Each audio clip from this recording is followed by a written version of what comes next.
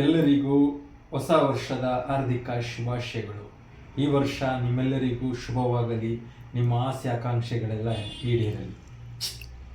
ಇವತ್ತು ನಾನು ಬಂದಿರೋ ವಿಷಯ ಸನ್ಮಾನ್ಯ ಮುಖ್ಯಮಂತ್ರಿ, ನಮ್ಮ ಕರ್ನಾಟಕದ ಹಾಲಿ ಮುಖ್ಯಮಂತ್ರಿಗಳಾದ ಶ್ರೀಯುತ ಸಿದ್ದರಾಮಯ್ಯನವರ ಒಂದು ಹೆಸರನ್ನು ಮೈಸೂರಿನ ಒಂದು ಪ್ರಮುಖ ರಸ್ತೆಗೆ ಇಡುವ ವಿಚಾರವಾಗಿ.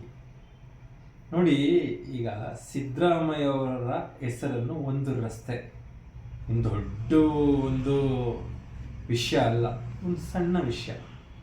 ಸಿದ್ದರಾಮಯ್ಯನವರು ಯಾರು?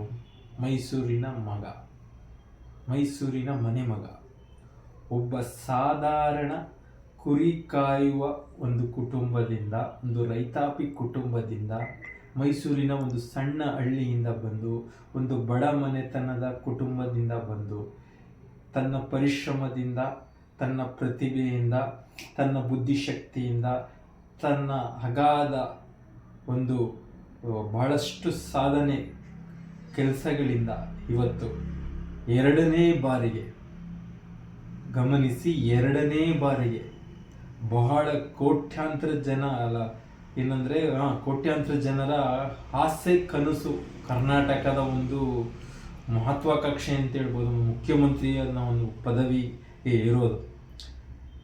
ಅಂಥ ಒಂದು ಪದವಿಗೆ ಇವತ್ತು ಎರಡನೇ ಬಾರಿ ಈ ವ್ಯಕ್ತಿ ಆಸೀನರಾಗಿದ್ದಾರೆ.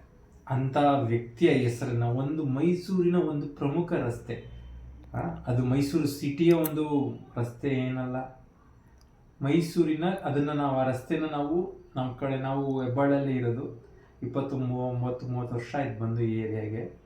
ನಾವು ನೋಡ್ದಂಗೆ ಅದನ್ನು KRS ರಸ್ತೆ ಅಂತ ಹೇಳ್ತಾರೆ, ಓಕೆನಾ? ಯಾವುದು ಒಂಟಿಕೊಪ್ಪಲು ದೇವಸ್ಥಾನದಿಂದ ಮೇಟ್ಕಳ್ಳಿ ಅಲ್ಲಿ ಮುಂದೆ ಹೋಗೋರು ಅದನ್ನು KRS ರಸ್ತೆ ಅಂತ ಹೇಳ್ತಾರೆ. ಇನ್ನು ವಿಷಯಕ್ಕೆ ಬರೋಣ. ಸನ್ಮಾನ್ಯ ಸಿದ್ದರಾಮಯ್ಯನವರ ಹೆಸರನ್ನ ಅಲ್ಲಿ ಇಡೋದ್ರಲ್ಲಿ ಏನು ತಪ್ಪಿದೆ, ಏನು ಸಮಸ್ಯೆ ಇದೆ? ನಾವೆಲ್ಲರೂ ಒಕ್ಕೊರಲಿನಿಂದ ಪಕ್ಷಾತೀತವಾಗಿ ನಾವು ಇದನ್ನು ಸ್ವಾಗತ ಮಾಡಬೇಕು. ಇದರಲ್ಲಿ ಎಷ್ಟು ದ್ವೇಷ ಇದೆ ನೋಡಿ. ಸಿದ್ದರಾಮಯ್ಯನವರನ್ನ ಕಂಡ್ರೆ ಆಗದೆ ಇರೋರು, ಸಿದ್ದರಾಮಯ್ಯನವರ ಸಾಧನೆಯನ್ನು ಕಂಡು ಹೊಟ್ಟೆ ಕಿಚ್ಚಿಬಿಡುವವರು ಎಷ್ಟು ಎಷ್ಟು ಇದನ್ನು ವಿಷಯ ಮಾಡ್ತಾ ಇದ್ದಾರೆ, ದೊಡ್ಡ ವಿಷಯ ಮಾಡ್ತಾ ಇದ್ದಾರೆ. ಏನು ದೊಡ್ಡ ವಿಷಯ ಏನು ಅಲ್ವೇ ಇಲ್ಲ. ಸನ್ಮಾನ್ಯ ಸಿದ್ದರಾಮಯ್ಯನವರು 2 ಬಾರಿ ಮುಖ್ಯಮಂತ್ರಿಗಳಾಗಿ ಕರ್ನಾಟಕಕ್ಕೆ ಭಾಳಷ್ಟು ಕೊಡುಗೆ ಕೊಟ್ಟಿದ್ದಾರೆ. ಅನ್ನರಾಮಯ್ಯ ಅಂತಲೇ ಹೆಸರುವಾಸಿ ಅವರು. ಮೊದಲನೇ ಸಲ ಮುಖ್ಯಮಂತ್ರಿ ಆದಾಗ ಬಡವರು ಹೊಟ್ಟೆ ತುಂಬ ಊಟ ಮಾಡಲಿ ಅಂತ ಅನ್ನಭಾಗ್ಯ ಯೋಜನೆ ತಂದರು. ಓಕೆ, ಈಗ 5 ವರ್ಷದ 5 ಯೋಜನೆಗಳು ಬಡವರಿಗೋಸ್ಕರ. ಏನು ಫ್ರೀ ಉಚಿತ, ಹೆಣ್ಮಕ್ಳಿಗೆ ಉಚಿತವಾಗಿ ಬಸ್ಸಲ್ಲಿ ಓಡಾಡೋಕ್ಕೆ ಕರ್ನಾಟಕ ಪೂರ್ತಿ 2,000 ರೂಪಾಯಿ ಭಾಗ್ಯಲಕ್ಷ್ಮಿ ಯೋಜನೆ ತಂದರು, ಓಕೆನಾ? ಆಮೇಲೆ ಎಷ್ಟು ಕೆಲಸಗಳು ಮಾಡಿದ್ದಾರೆ, 5 ಭಾಗ್ಯಗಳನ್ನ ಕೊಟ್ಟಿದ್ದಾರೆ. ಕರೆಂಟ್, ಉಚಿತ ಕರೆಂಟ್ ಕೊಟ್ಟರು. ಯಾಕೆ ಪದವಿ ಓದಿರೋ ವಿದ್ಯಾರ್ಥಿಗಳಿಗೆ ಕೆಲಸ ಸಿಗೋರಿಗೂ ಅವ್ರಿಗೆ ಖರ್ಚು ವೆಚ್ಚಕ್ಕೆ ದುಡ್ಡು ಅಂತ ಕೊಟ್ಟರು. ಈ ರೀತಿ ಎಷ್ಟು ಯೋಜನೆಗಳು ಕೊಟ್ಟಿದ್ದಾರೆ, ಲೆಕ್ಕನೇ ಇಲ್ಲ. ಇದು 5 ಪ್ರಮುಖ ಯೋಜನೆ ಅಂತ ಸಿದ್ದರಾಮಯ್ಯನವರು. ಆಮೇಲೆ ಮೈಸೂರು ಅವ್ರ ಮುಖ್ಯಮಂತ್ರಿಗಳಾಗಿ ಮೊದಲನೇ ಟರ್ಮಲ್ಲಿ ಮೈಸೂರಿಗೆ ಎಷ್ಟು ಕೊಡುಗೆ ಕೊಟ್ಟಿದ್ದಾರೆ, ಮೈಸೂರು ಡೆವಲಪ್ಮೆಂಟ್ಗೆ, ಅಭಿವೃದ್ಧಿಗೆ ಎಷ್ಟು ಕೆಲಸಗಳು ಮಾಡಿದ್ದಾರೆ. ಈಗ ಮತ್ತೆ ಮುಖ್ಯಮಂತ್ರಿ ಆಗಿದ್ದಾರೆ, 1 ವರ್ಷದ ಮೇಲಾಯ್ತು. ಅವರು ಎಷ್ಟು ಕೆಲಸ ಮಾಡ್ತಾ ಇದ್ದಾರೆ. ಈ ವಯಸ್ಸಾಗಿರೋ 75 ವರ್ಷ ಆದರೂ ಎಷ್ಟು ದಣಿವರೆ ದುಡಿತಾ ಇದ್ದಾರೆ. ಅಂತ ಜನಕ್ಕೆ ಎಷ್ಟು ಕೊಡುಗೆಗಳನ್ನ ಕೊಟ್ಟಿದ್ದಾರೆ, ಎಷ್ಟು ಕೆಲಸ ಮಾಡಿದ್ದಾರೆ ಒಬ್ಬ ರಾಜಕಾರಣಿಯಾಗಿ. ಅಂಥವರ ಒಂದು ಹೆಸರನ್ನ ಇಡೋದಕ್ಕೆ ಯಾಕೆ ಇಷ್ಟು ಸಮಸ್ಯೆಗಳನ್ನ ಉಂಟು ಮಾಡ್ತಾ ಇದ್ದಾರೆ? ಇಡೀ ದೇಶದಲ್ಲಿ, ಇಡೀ ಮೈಸೂರಲ್ಲಿ ಬೇರೆ ಬೇರೆ ವ್ಯಕ್ತಿಗಳ ಹೆಸರುಗಳನ್ನ ಇಟ್ಟಿಲ್ವಾ?